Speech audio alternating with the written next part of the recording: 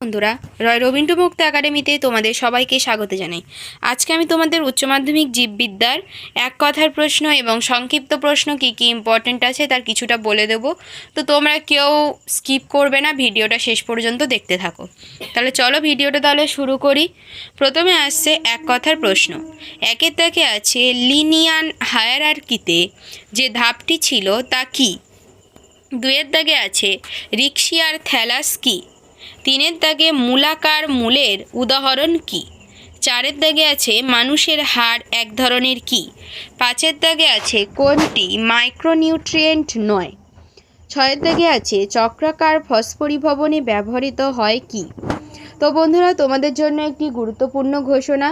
মাধ্যমিক ও উচ্চ মাধ্যমিকে সমস্ত সাবজেক্টের নোট এবং সাজেশন খুবই স্বল্প মূল্যে তোমরা রয় রবীন্দ্র মুক্ত একাডেমিতে পেয়ে যাবে।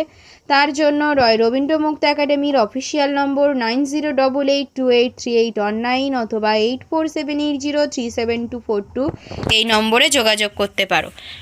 পাশে সাতের দাগে আছে GTH কোন গ্রন্থি থেকে খরিত হয়। আটের দাগে আছে মেন্ডেলের পরীক্ষার উপাদান ছিল কি। নয়ের দাগে আছে প্রাকৃতিক নির্বাচনের প্রবক্তা কে ছিলেন। দশের দাগে হাইবারনেশন কি।